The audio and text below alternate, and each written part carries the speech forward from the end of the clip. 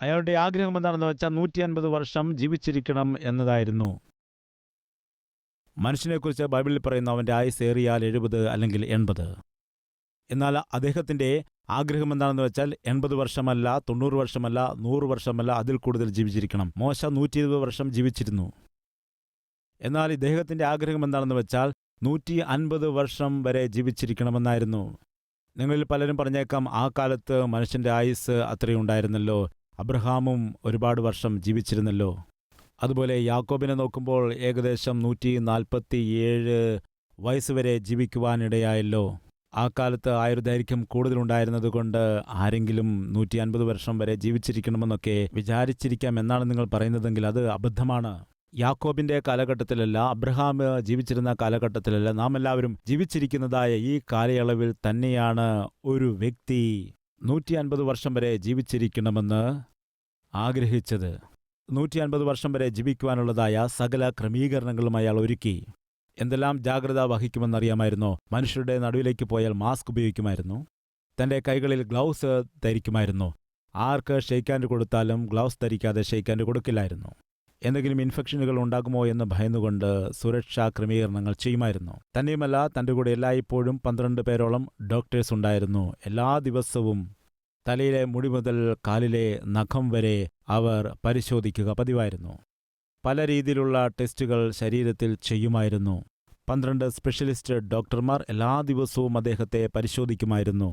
അദ്ദേഹം കഴിക്കാൻ തുടങ്ങുന്ന ബ്രേക്ക്ഫാസ്റ്റ് ആകട്ടെ, ലഞ്ചാകട്ടെ, ഡിന്നറാകട്ടെ, അത് ഡോക്ടർമാരുടെ നിർദ്ദേശപ്രകാരം മാത്രം കൊടുക്കുന്നതായ ആഹാരമായിരുന്നു. അതുമാത്രമല്ല, അത് ലാബിലേക്ക് അയക്കുമായിരുന്നു. ആ ഫുഡിൽ ഏതെങ്കിലും വിഷപദാർത്ഥങ്ങളുണ്ടോ എന്നറിയേണ്ടതിനു വേണ്ടി ലാബിലേക്ക് അത് അയച്ച് പരിശോധനകളൊക്കെ പാസ്സായെങ്കിൽ മാത്രമേ ബ്രേക്ക്ഫാസ്റ്റ് ആണെങ്കിലും ലഞ്ചാണെങ്കിലും ഡിന്നറാണെങ്കിലും അദ്ദേഹത്തിൻ്റെ അരികിലേക്ക് എത്തുകയുള്ളായിരുന്നു. സാധാരണ ഒരു വ്യക്തി ആരോഗ്യവാനായിരിക്കുവാനായിട്ട് പലപ്പോഴും ഫിറ്റ്നസ് ട്രെയിനേഴ്സിനെ ആശ്രയിക്കാറുണ്ട്. എന്നാൽ അദ്ദേഹത്തിന് 15 ഫിറ്റ്നസ് ട്രെയിനർമാർ ഉണ്ടായിരുന്നു, ഒരു വ്യക്തിയായിരുന്നില്ല. എപ്പോഴും തന്നോടൊപ്പം 15 ഫിറ്റ്നസ് ട്രെയിനർമാർ ഉണ്ടായിരുന്നു. അതുപോലെ 12 ഡോക്ടേഴ്സ് തന്നോടൊപ്പം എല്ലായ്പ്പോഴും ഉണ്ടായിരുന്നു.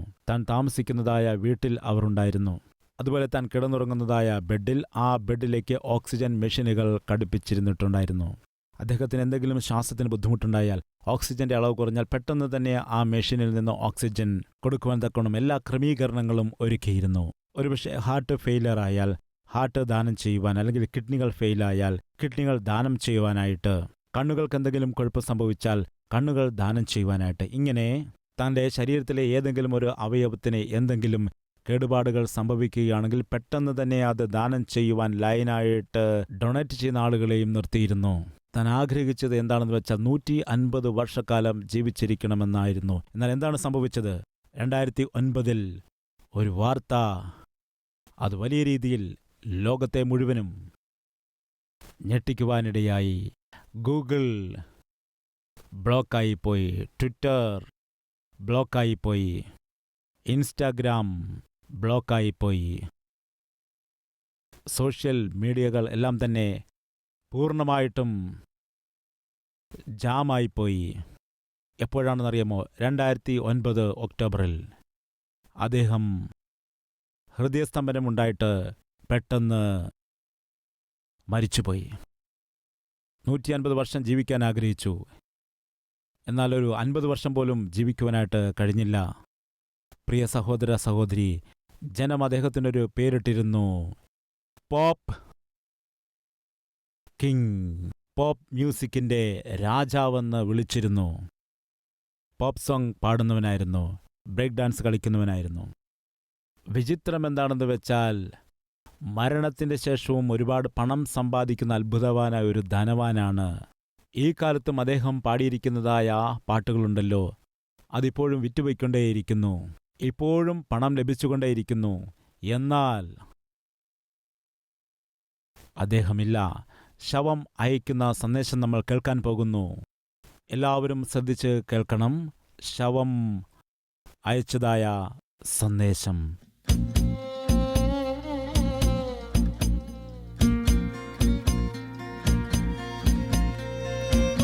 വളരെ സുന്ദരനായിരുന്നു,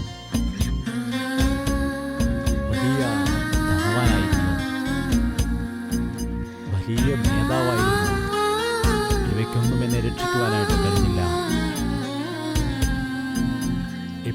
നരകത്തിൽ യാതന അനുഭവിക്കുകയാണ്. ദയവുചെയ്ത് നിങ്ങളിവിടേക്ക് വരരുത്.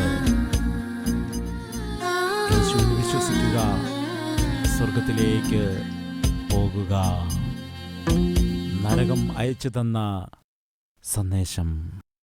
പ്രിയ സഹോദരങ്ങളെ, വലിയൊരു കായിക താരമാകട്ടെ, വലിയ പാട്ടുകാരനാകട്ടെ, സൗന്ദര്യമുള്ളവനാകട്ടെ, രാഷ്ട്രീയ നേതാവാകട്ടെ, വലിയ ധനവാനാകട്ടെ, പ്രിയ മക്കളെ, അയാൾക്കുണ്ടായിരിക്കുന്ന കഴിവും അയാൾക്കുണ്ടായിരിക്കുന്ന സമ്പത്തും തനിക്കുണ്ടായിരിക്കുന്ന പദവിയും തനിക്കുണ്ടായിരിക്കുന്ന അധികാരവും പ്രാണൻ പോകുന്ന സമയത്ത് ഒന്നിനും തന്നെ മരണദൂതനിൽ നിന്ന് അയാളെ വിടുവിക്കുവാനുള്ള ചാൻസ് ഇല്ല. ഇത്രയും ജാഗ്രതകളൊക്കെ നോക്കിയിട്ടും 60 വയസ്സുവരെ പോലും ജീവിക്കുവാനായിട്ട് കഴിഞ്ഞില്ല. വളരെ ദുഃഖകരം. ജൂൺ 25, 2009, 50 വയസ്സ് പ്രായം. Michael Jackson, pop star, pop music king, pop മ്യൂസിക്കിൻ്റെ രാജാവെന്ന് വിളിക്കപ്പെട്ടിരുന്നു. എന്നാൽ പെട്ടെന്ന് എല്ലാ ജാഗ്രതകളും എടുത്തിട്ടും തൻ്റെ ആരോഗ്യത്തെ രക്ഷിക്കുവാൻ കഴിയാതെ മരണപ്പെട്ടു. അതായത് മരണം വന്ന് വിളിച്ചാൽ ആരാണെങ്കിലും പോകേണ്ടി വരുമെന്നുള്ള വാസ്തവം ഈ സന്ദേശത്തിൽ കൂടി മനസ്സിലാക്കാം. നരകമെന്നത് സത്യമാണോ? സത്യമാണ് എന്ന് ബൈബിളിൽ പറയുന്നു. ബൈബിൾ കള്ളം പറയുമോ? കള്ളം പറയില്ലേ. യേശുക്രിസ്തു കള്ളം പറയുമോ? യേശുക്രിസ്തു ഒരിക്കലും കള്ളം പറയുകയില്ല എന്ന് പറയുന്നവർ കരമുയർത്താമോ? യേശു കള്ളം പറയില്ല എന്ന് പറയുന്നവർ. റൈറ്റ്. എന്നാൽ യേശുക്രിസ്തു പറയുകയാണ് നരകമെന്നത് ഉണ്ട് എന്ന്. അവിടെ കെടാത്ത തീയും ചാകാത്ത പുഴുക്കളുമാണ്. അവിടെ നിലവിളിയും വേദന സഹിക്കാൻ കഴിയാത്ത കരച്ചിലും മാത്രമാണ്. അതിനൊരു പേരുണ്ട്, നിത്യ നരക അഗ്നി. അതിൻ്റെ അർത്ഥം എന്താണ്? നിത്യവും ഉള്ളതായ നരകമാണ്. അഗ്നി കൊണ്ട് നിറയപ്പെട്ട സ്ഥലമാണത്. അത് വാസ്തവമാണ് എന്ന് കർത്താവ് അരുളി ചെയ്തു. അതുകൊണ്ട് സഹോദര സഹോദരി, നരകമെന്നത് ഉള്ളതാണ്. അത് ഉണ്ട് എന്ന് കർത്താവായ യേശുക്രിസ്തു തന്നെ പറഞ്ഞിരിക്കുന്നു. അവൻ കള്ളം പറയുവാൻ മനുഷ്യനല്ല. നരകമെന്നത് സത്യമാണ്. ക്രിസ്തീയ മക്കളെ, സമൂഹമേ, നരകമുണ്ട് എന്ന് നിങ്ങൾ വിശ്വസിക്കുന്നുണ്ടോ? വിശ്വസിക്കുന്നവർ ഒന്ന് കരമുയർത്താമോ? റൈറ്റ്. നരകമെന്നത് നിങ്ങൾ വിശ്വസിക്കുന്നു എങ്കിൽ നിങ്ങളുടെ പേരെവിടെയാണുള്ളത്? നരകത്തിലേക്ക് പോകുന്ന ആളുകളുടെ ലിസ്റ്റിലാണോ അതോ സ്വർഗത്തിലേക്ക് പോകുന്നതായ ആളുകളുടെ ലിസ്റ്റിലാണോ? ഒരു നിമിഷം നിങ്ങളോട് തന്നെ ഒന്ന് ചോദിച്ചു നോക്കുക. ഒരു നിമിഷം നിങ്ങളുടെ മനസ്സാക്ഷിയോട് ചോദിക്കുക. 1 മണിക്കൂർ കഴിഞ്ഞ് നിങ്ങളുടെ പ്രാണൻ പോകുന്നുവെന്ന് വിചാരിക്കുക. 1 മണിക്കൂർ കഴിഞ്ഞ് നിങ്ങളുടെ ജീവൻ പോകുന്നുവെന്ന് വിചാരിക്കുക. ഈ സമയത്ത് നിങ്ങളുടെ ആലോചന എന്തായിരിക്കും? 1 അവർ കഴിഞ്ഞ് നിങ്ങളുടെ പ്രാണൻ പോവുകയാണെങ്കിൽ നിങ്ങൾ എവിടെ ചെന്നായിരിക്കും കണ്ണു തുറക്കുന്നത്? എന്തു വിചാരിക്കുന്നു? നിശ്ചയമായിട്ടും ഞാൻ സ്വർഗത്തിൽ ചെന്ന് കണ്ണു തുറക്കും. എന്തുകൊണ്ടാണ്? ഞാൻ കാൽവരി ടെമ്പിളിൽ വരുന്നുണ്ടല്ലോ. ഞാൻ കാൽവരി ടെമ്പിളിലെ ഒരു മെമ്പറാണല്ലോ. ഞാൻ സ്നാനപ്പെട്ട വ്യക്തിയാണല്ലോ. ഞാൻ സുവിശേഷം ദാനം ചെയ്യുന്നല്ലോ. എന്നോടുകൂടെ പലരെയും ഞാൻ ദൈവത്തിൻ്റെ ആലയത്തിൽ കൊണ്ടുപോയിട്ടുണ്ടല്ലോ. ഞാൻ ദശാംശം കൊടുക്കുന്നുണ്ടല്ലോ. ഇതൊക്കെ നിങ്ങളെ സ്വർഗത്തിലേക്ക് കൊണ്ടുപോകുമോ? ഇല്ല. പിന്നെ എന്താണ് നമ്മെ സ്വർഗത്തിലേക്ക് കൊണ്ടുപോകുന്നത്? യോഹന്നാന്റെ സുവിശേഷം 3-ാം അധ്യായം 3-ാമത്തെ വാക്യത്തിൽ ഇങ്ങനെ എഴുതിയിരിക്കുന്നു. എന്താണ്? ഒരുവൻ പുതുതായിട്ട് ജനിച്ചിട്ടല്ലാതെ അവൻ ദൈവത്തിൻ്റെ രാജ്യത്തിൽ പ്രവേശിക്കയില്ല എന്ന് നിന്നോട് നിശ്ചയമായിട്ടും പറയുന്നു. ഒരുവൻ പുതുതായിട്ട് ജനിക്കണം. വീണ്ടും ജനനം. നീ അമ്മയുടെ ഉദരത്തിൽ നിന്ന് ജനിച്ചു. അത് ശാരീരികമായിട്ടുള്ള ജനനമാണ്. എന്നാൽ നീ കർത്താവിൻ്റെ സന്നിധിയിലേക്ക് വന്നിട്ട്, കർത്താവേ, എൻ്റെ പാപങ്ങൾ എന്നോട് ക്ഷമിക്കണമേ, എനിക്ക് പുതിയൊരു മനസ്സ് നൽകണമേ എന്ന് അപേക്ഷിക്കുമ്പോൾ, പുതിയൊരു ജന്മത്തിൻ്റെ അനുഭവം നൽകൂ എന്ന് പറയുമ്പോൾ, ഇങ്ങനെ പ്രാർത്ഥിക്കുമ്പോൾ ദൈവം നിനക്ക് പുതിയൊരു ഹൃദയം നൽകും. അതിനെ ബൈബിളിൽ എന്താണ് പറയുന്നത്? മാനസാന്തരപ്പെടുക. മർക്കോസിന്റെ സുവിശേഷം 1-ാം അധ്യായം 15-ാമത്തെ വാക്യത്തിൽ നമ്മൾ കാണുന്നു, കാലം തികഞ്ഞു, ദൈവരാജ്യം സമീപിച്ചിരിക്കയാൽ. ദൈവം എന്താണ് പറയുന്നത്? മാനസാന്തരപ്പെട്ട് സുവിശേഷത്തിൽ വിശ്വസിക്കുക എന്ന് പറഞ്ഞുകൊണ്ട് അവൻ സുവിശേഷം അറിയിക്കുകയാണ്. മാനസാന്തരപ്പെടുക എന്ന് പറഞ്ഞാൽ മാറ്റം വന്നതായ മനസ്സ്. ഒരു കാലത്ത് മദ്യപാനിയായിരുന്നു. ഒരു കാലത്ത് ദുർനടപ്പിൽ ജീവിച്ചു വന്ന മനസ്സ്. ഒരു സമയത്ത് ദുഷിച്ച മനസ്സ്. ഒരു സമയത്ത് ദുശീലങ്ങൾ കൊണ്ട് നിറഞ്ഞ മനസ്സ്. എന്നാൽ എപ്പോഴാണോ കർത്താവിന് വേണ്ടി നിന്റെ ജീവിതത്തെ നീ സമർപ്പിച്ചത്, കർത്താവ് നിന്റെ ഹൃദയത്തിലേക്ക് പ്രവേശിക്കുകയും ശേഷം ഹൃദയത്തെ ശുദ്ധീകരിക്കുകയും ചെയ്തു. സക്കായി വേഗം ഇറങ്ങി വരിക, ഞാനിന്ന് നിന്റെ വീട്ടിൽ വരും. സക്കായി ആരാണ്? പാപിയാണ്, ചുങ്കക്കാരനായവനാണ്. എന്നാൽ യേശു തൻ്റെ ഭവനത്തിലേക്ക് വരുന്നുവെന്നറിഞ്ഞപ്പോൾ സക്കായി വേഗത്തിൽ ഇറങ്ങി വരാനിടയായി. സക്കായി അന്യായം ചെയ്ത് ജീവിച്ചവൻ, അവിഹിതമായി പണം സമ്പാദിച്ചവൻ. എന്നാൽ എന്താണ് ചെയ്തത്? യേശു തൻ്റെ ഗൃഹത്തിൽ പ്രവേശിച്ചതിന് ശേഷം, കർത്താവേ, ഞാൻ അന്യായമായി വാങ്ങിയതിനൊക്കെയും 4 ഇരട്ടി പകരം കൊടുക്കാം. എനിക്ക് അവിഹിതമായ സമ്പാദ്യം വേണ്ട, അവിഹിതമായി പ്രവർത്തിക്കുന്ന ജീവിതം വേണ്ട. ഞാൻ നീതിയോടെ ജീവിക്കുവാനായി ആഗ്രഹിക്കുന്നു. സക്കായി എന്ന പേരിൻ്റെ അർത്ഥമറിയാമോ? പരിശുദ്ധൻ അല്ലെങ്കിൽ പവിത്രൻ എന്നാണ് അതിൻ്റെ അർത്ഥം. പേരിൽ പരിശുദ്ധതയുണ്ട്, എന്നാൽ ജീവിതത്തിൽ വിശുദ്ധിയില്ല. ഇന്നെന്നെ കേൾക്കുന്നവർ ഒരു നിമിഷം നിങ്ങളുടെ പേരെന്താണെന്ന് ചിന്തിക്കുക. നിങ്ങളുടെ പേരിൻ്റെ അർത്ഥം എന്താണ്? ഒരു നിമിഷം നിങ്ങളുടെ പേരിനെക്കുറിച്ച് ആലോചിക്കുക. പേരിനൊത്തവണ്ണമുള്ള ജീവിതമാണോ നയിക്കുന്നത്? സക്കായി എന്ന പേരിൻ്റെ അർത്ഥം വിശുദ്ധൻ അല്ലെങ്കിൽ വിശുദ്ധി എന്നാണ്. പേരിൽ വിശുദ്ധിയുണ്ടെന്നാൽ സക്കായിയുടെ ജീവിതത്തിൽ വിശുദ്ധിയില്ല. താൻ ചെയ്യുന്ന ജോലി നല്ലതാണ്, എന്നാൽ താൻ പണമുണ്ടാക്കുന്നതായ രീതി അവിഹിതമായുള്ളതാണ്. അനീതി ചെയ്തുകൊണ്ടാണ് സമ്പാദിക്കുന്നത്, അന്യായം ചെയ്താണ് ജീവിക്കുന്നത്. എന്നാൽ യേശു തൻ്റെ ഭവനത്തിലേക്ക് പ്രവേശിച്ചപ്പോൾ, തൻ്റെ ജീവിതത്തിലേക്ക് പ്രവേശിച്ചപ്പോൾ, ആ സമയം വരെ ആ ഭവനത്തിൽ നിറഞ്ഞു നിന്നിരുന്ന വലിയ ഒരു അന്ധകാരം മാറിപ്പോകുവാനിടയായി. ഒറ്റയടിക്ക് ഇരുട്ട് മാറിപ്പോയി. തൻ്റെ ഹൃദയവും തൻ്റെ ഗൃഹവും വെളിച്ചം കൊണ്ട് നിറഞ്ഞു. ഇരുട്ട് മാറിപ്പോയപ്പോൾ അതിനോടൊപ്പം തന്നെ ഇരുട്ടിൻ്റെ പ്രവൃത്തികളും മാറിപ്പോയി. അതുകൊണ്ട് പറയുകയാണ്, യേശുവേ, ഞാൻ അന്യായമായി സമ്പാദിച്ചതിനൊക്കെയും പകരം 4 ഇരട്ടി കൊടുക്കാം. ഈ അനീതി ചെയ്തുള്ള ജീവിതം എനിക്ക് വേണ്ട, അവിഹിതമായ സമ്പാദ്യം എനിക്ക് വേണ്ട. ജീവിക്കുന്നിടത്തോളം കാലം പേരിനൊത്തോണം തന്നെ ഞാൻ ജീവിക്കാം. ക്രിസ്ത്യാനി എന്ന് പറയുമ്പോൾ അർത്ഥമെന്താണ്? ക്രിസ്തുവിനെ അനുഗമിക്കുന്നവൻ, ക്രിസ്തുവിനെ പോലെ ജീവിക്കുന്നവൻ. പേരിനൊത്തവണ്ണം നമുക്ക് ജീവിക്കാം, അല്ലാതെ പേരൊന്ന് എന്നാൽ ജീവിതമോ വേറൊന്ന്. അങ്ങനെയാകുവാനായിട്ട് പാടില്ല. അലക്സാണ്ടർ എന്ന ചക്രവർത്തി, അദ്ദേഹം ഭരണം നടത്തിക്കൊണ്ടിരിക്കുന്ന സമയത്ത് അദ്ദേഹത്തിൻ്റെ സൈന്യത്തിലൊരു നിയമമുണ്ട്. എന്താണെന്ന് വെച്ചാൽ, യുദ്ധത്തിന് പോകണം, യുദ്ധം ചെയ്യണം, വിജയിച്ചുകൊണ്ട് വരണം.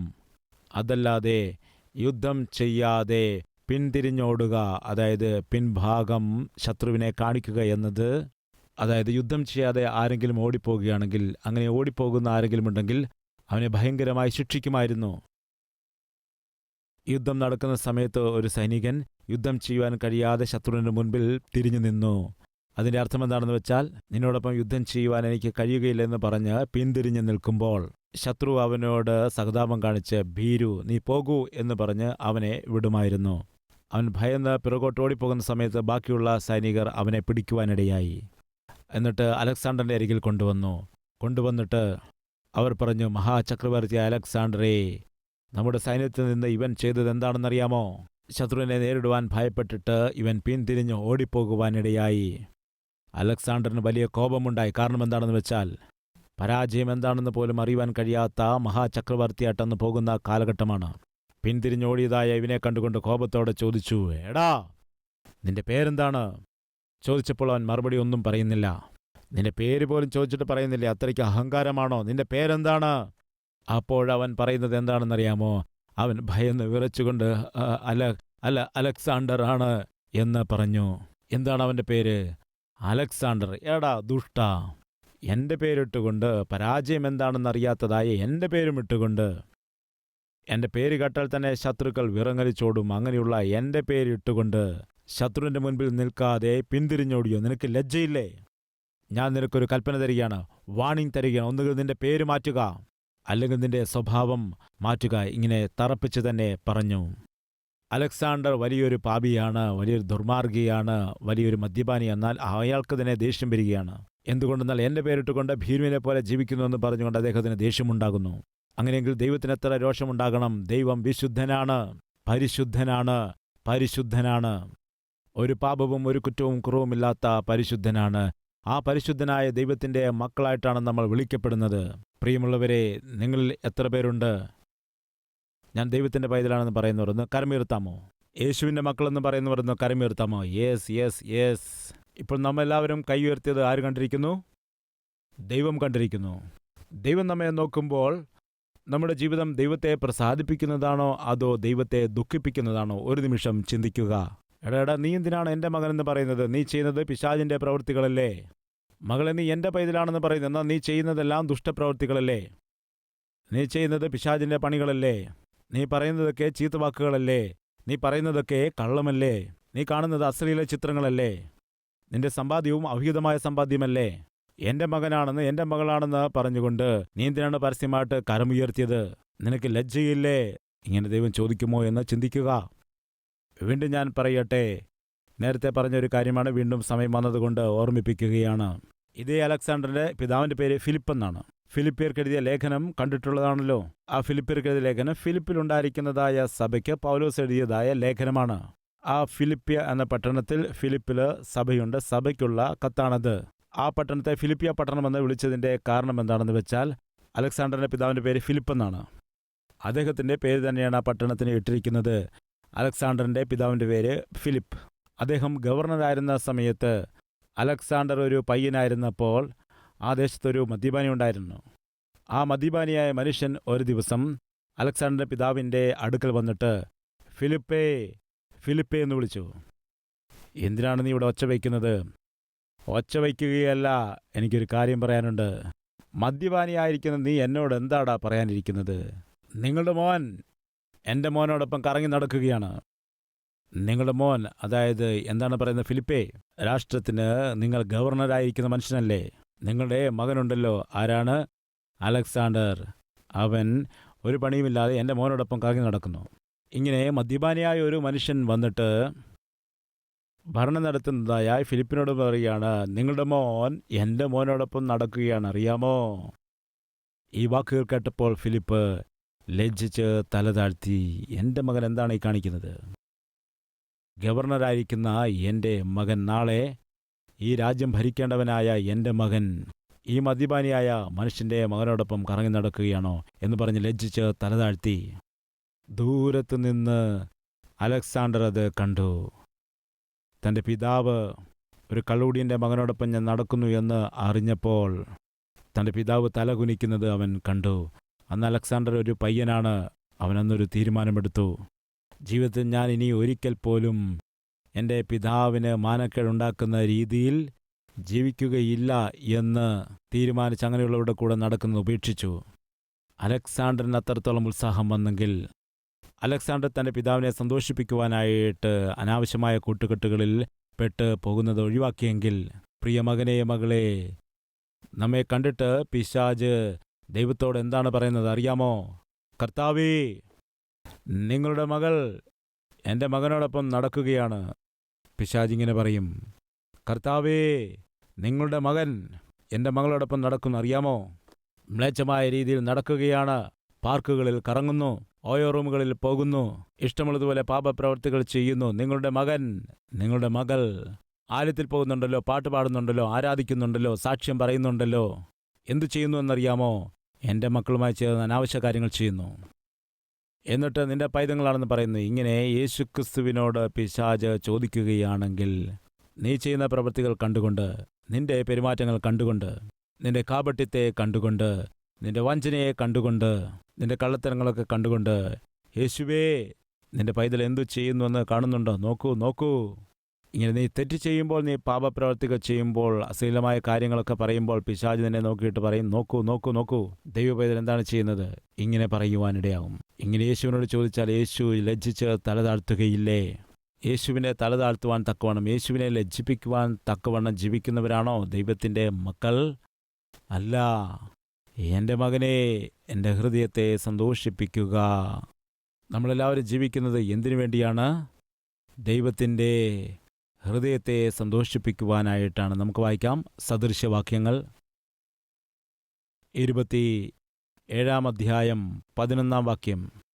മകനേ, എന്നെ നിന്ദിക്കുന്നവനോട് ഞാൻ ഉത്തരം പറയേണ്ടതിന് നീ ജ്ഞാനിയായി എൻ്റെ ഹൃദയത്തെ സന്തോഷിപ്പിക്കുക. സന്തോഷത്തോടെ സംസാരിക്കാൻ. എൻ്റെ മകനെ, എടാ, പിശാചിനെയല്ല നീ സന്തോഷിപ്പിക്കേണ്ടത്, പിശാചിൻ്റെ ആളുകളെയല്ല നീ സന്തോഷിപ്പിക്കേണ്ടത്. ഞാനല്ലേ നിനക്ക് വേണ്ടി പ്രാണനെ തന്നത്, ഞാനല്ലേ നിനക്ക് വേണ്ടി രക്തത്തെ ഒഴുക്കിയത്, എന്നെയല്ലേ നീ സന്തോഷിപ്പിക്കേണ്ടിയിരിക്കുന്നത്. എന്നെ സന്തോഷിപ്പിക്കുക, എന്നെ മഹത്വപ്പെടുത്തുക, എന്നെ സ്തുതിക്കുക. അപ്പോൾ എന്താണ് ദൈവം പറയുന്നത്? എന്നെ നിന്ദിക്കുന്നവരോട് എനിക്ക് ധൈര്യത്തോടുകൂടി സംസാരിക്കാം. നോക്കൂ കർത്താവേ, നിന്റെ മകന്, നിന്റെ മകൾ എന്താണ് ചെയ്യുന്നതെന്ന് ഇങ്ങനെ പിശാച് വന്ന് ചോദിച്ചെന്നെ നിന്ദിക്കുമ്പോൾ എനിക്ക് ധൈര്യത്തോടെ പറയുവാനായിട്ട് കഴിയും. അവൻ നീതിയോടെ ജീവിക്കുന്നു, വിശുദ്ധിയോടെ ജീവിക്കുന്നു, വിശ്വസ്തയോടെ ജീവിക്കുന്നു. നിന്റെ കൈകളിലായിരുന്നപ്പോൾ ഇഷ്ടമുള്ളതുപോലെ ജീവിച്ച് അവരുടെ ജീവിതത്തെ തകർത്ത് കളഞ്ഞു. എന്നാൽ അവർ എൻ്റെ കൈകളിലേക്ക് വീണപ്പോൾ എൻ്റെ ഇഷ്ടമുള്ളവരാക്കി, എൻ്റെ മക്കളാക്കി ഞാൻ അവരെ മാറ്റിയെടുത്തു. എൻ്റെ സ്വരൂപത്തെ, എൻ്റെ മനസ്സിനെ ഞാൻ അവർക്ക് കൊടുത്തു.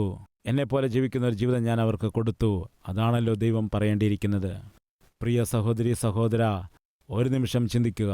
നമ്മൾ ക്രിസ്ത്യാനികളാണെങ്കിൽ ക്രിസ്തുവിൻ്റെ പൈതങ്ങളാണ്. ക്രിസ്തുവിൻ്റെ പൈതലാകൊണ്ടാണ് നമ്മൾ ക്രിസ്ത്യാനിയായത്. ക്രിസ്തുവിനെ പോലെ ജീവിക്കാൻ നമ്മൾ വിളിക്കപ്പെട്ടിരിക്കുന്നു. ക്രിസ്തുവിനെ മഹത്വപ്പെടുത്തുവാൻ നമ്മെ വിളിക്കപ്പെട്ടിരിക്കുന്നു. ഇന്ന് ഏതെങ്കിലും വ്യക്തിക്ക് എന്നിലോ നമ്മളിൽ ക്രിസ്തുവിനെ കാണുവാനായിട്ട് കഴിയുന്നുണ്ടോ? ക്രിസ്തുവിനെ പോലെ ജീവിക്കുന്ന അനുഭവം നമ്മുടെ ഇടയിൽ ആർക്കെങ്കിലും ഉണ്ടോ? ക്രിസ്തുവിൻ്റെ സ്നേഹത്തെ, ക്രിസ്തുവിൻ്റെ ക്ഷമയെ ഉണ്ടോ? ക്രിസ്തുവിൻ്റെ മനസ്സ് നമ്മളിൽ കണ്ടിട്ടുണ്ടോ? ഒരു ദിവസം ഒരു മുടന്തനായ മനുഷ്യൻ പോളിയോ ബാധിച്ചിട്ട് അവൻ്റെ കാലിൻ്റെ ശേഷി നഷ്ടപ്പെട്ടു. ആ മുടന്തനായ മനുഷ്യൻ ഒരു റെയിൽവേ പ്ലാറ്റ്ഫോമിൽ ഒരു വണ്ടിയിൽ ആപ്പിൾ പഴങ്ങൾ വിൽക്കുകയാണ്. ട്രെയിൻ വരുന്നു, ആളുകൾ ധൃതിയിൽ കയറുകയും ഇറങ്ങുകയും ചെയ്യുന്നു. ഏതോ ഒരു മനുഷ്യൻ കാണാതെ ഈ വണ്ടിയിൽ തട്ടുകയും പെട്ടെന്ന് തന്നെ പഴങ്ങളൊക്കെ താഴെ വീഴുകയും ചെയ്യുന്നു. പ്ലാറ്റ്ഫോമിൽ കൂടി ആപ്പിളുകളൊക്കെ ഉരുണ്ടുരുണ്ട് പോയിക്കൊണ്ടേയിരിക്കുന്നു.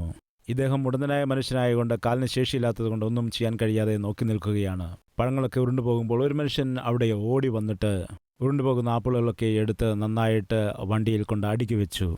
ഒരാപ്പിൾ പോലും നഷ്ടപ്പെട്ടു പോകാതെ ഓരോന്നും എടുത്തുകൊണ്ട് ആ വണ്ടിയിൽ തന്നെ കൊണ്ടുവച്ചു.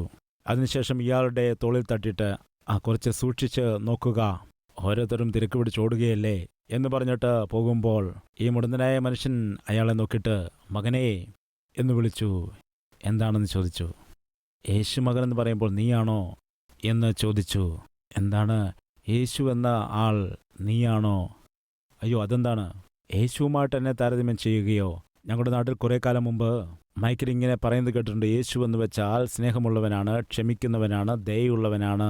യേശു നിസ്സഹായാവസ്ഥയിലുള്ള ആളുകളെ സഹായിക്കുന്നവനാണ്. ഇങ്ങനെ മൈക്കിൽ പറയുന്നത് കേട്ടിട്ടുണ്ട്.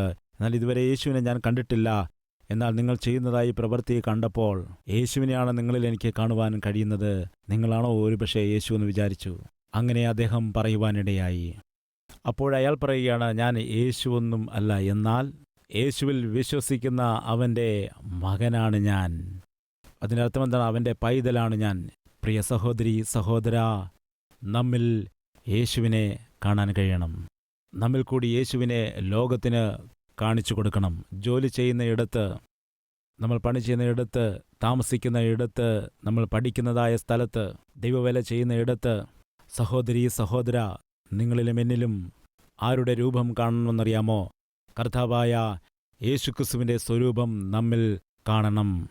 അതാണ് ഭക്തനായിരിക്കുന്ന പൗലോസ് പറയുന്നത്. നിങ്ങളിൽ ക്രിസ്തുവിൻ്റെ സ്വരൂപം വെളിപ്പെടുന്നതുവരെയും എന്നിൽ ഞാൻ പ്രസവവേദന അനുഭവിക്കുന്നു. എൻ്റെ ആഗ്രഹം എന്താണെന്ന് വെച്ചാൽ, ഞാൻ ആരോടാണോ വചനം പറഞ്ഞത്, ആരാണോ എന്നിൽ കൂടി രക്ഷിക്കപ്പെട്ടത്, അവരിൽ കർത്താവായ യേശുക്രിസ്തുവിനെ കാണാൻ കഴിയണം. അതുകൊണ്ട് പ്രിയപ്പെട്ട ദൈവമക്കളെ, നമ്മിൽ ക്രിസ്തുവിനെ കാണാൻ കഴിയണം. അപ്പോഴല്ലേ ലോകം നമ്മെ നോക്കുമ്പോൾ ക്രിസ്തുവിൻ്റെ മക്കളായി കാണുവാൻ കഴിയുന്നത്. ഇവർ വേർതിരിക്കപ്പെട്ടവരാണ്, വിശുദ്ധരാണ്, കർത്താവിൽ വിശ്വസിക്കുന്നവരാണ്. നിങ്ങളിങ്ങനെ കേട്ടിട്ടുണ്ടോ? ഞാൻ കുറേ വർഷങ്ങൾക്ക് മുമ്പ്, അതായത് എൻ്റെ ചെറുപ്പത്തിൽ ഇങ്ങനെ കേട്ടിട്ടുണ്ട്. ഒരുപക്ഷെ ആരെങ്കിലും ടി വിയിൽ സിനിമ കാണുകയാണെന്നിരിക്കട്ടെ, ക്രിസ്ത്യാനികൾ ആരെങ്കിലും വന്നു എന്നിരിക്കട്ടെ, വരൂ നിങ്ങളും വരൂ സിനിമ കാണൂ എന്ന് പറഞ്ഞാൽ ആ കുടുംബത്തിൽ ആരെങ്കിലും ഒരാളെങ്കിലും പറയുമായിരുന്നു, ഇല്ല, അവർ സിനിമ കാണുകയില്ല. അതിൻ്റെ കാരണം എന്താണെന്ന് വെച്ചാൽ, കർത്താവിൽ വിശ്വസിക്കുന്നവരല്ലേ, അവർ സിനിമ കാണുകയില്ല എന്ന് പറയുമായിരുന്നു. ഇത് നിങ്ങൾ കേട്ടിട്ടുണ്ടോ? കർത്താവിൽ വിശ്വസിക്കുന്നവരല്ലേ, അവരങ്ങനെ ചെയ്യുകയില്ല. കർത്താവിൽ വിശ്വസിക്കുന്നവരല്ലേ, അവർ ഈ രീതിയിൽ ചെയ്യുകയില്ല. കർത്താവിൽ വിശ്വസിക്കുന്നവരല്ലേ എന്ന് പറയുമായിരുന്നു. ഇങ്ങനെ പറയുന്നത് കേട്ടിട്ടുള്ള ആളുകളൊന്ന് കരമുയർത്താമോ? അത് നമ്മെ നോക്കിയിട്ടും പറയണം. കർത്താവിൽ വിശ്വസിക്കുന്നവരല്ലേ, കള്ളം പറയുകയില്ല. കർത്താവിൽ വിശ്വസിക്കുന്നവരല്ലേ, ചീത്ത വിളിക്കില്ല. കർത്താവിൽ വിശ്വസിക്കുന്നവരല്ലേ, നമ്മെപ്പോലെ മദ്യപാന്മാരുടെ കൂട്ടുകെട്ടിൽ വരില്ല. കർത്താവിൽ വിശ്വസിക്കുന്നവരല്ലേ, നമ്മോടൊപ്പം നൈറ്റ് ക്ലബിലും പബ്ബിലുമൊന്നും വരില്ല. കർത്താവിൽ വിശ്വസിക്കുന്നു, അതുകൊണ്ട് വെറിക്കൂത്തിലൊന്നും പോവുകയില്ല. അവർ ദുർനടപ്പിലൊരിക്കലും ജീവിക്കുകയില്ല. ഇങ്ങനെ സഹോദര, സഹോദരി, നിന്നെക്കുറിച്ച് പറയാൻ കഴിഞ്ഞാൽ എത്ര നല്ലതാണ്. നമുക്ക് പ്രാർത്ഥിക്കാം. എല്ലാവരും തലകളെ വണക്കുക.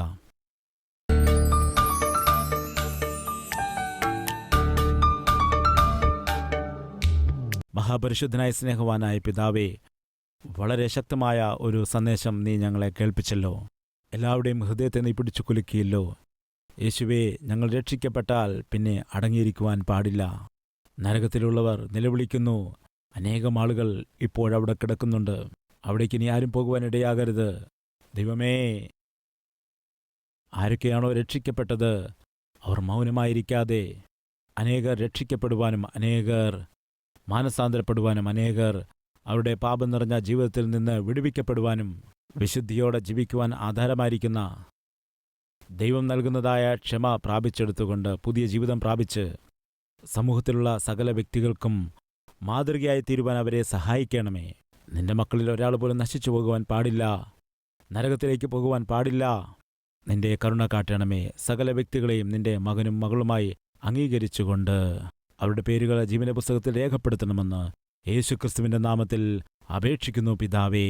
ആമേൻ.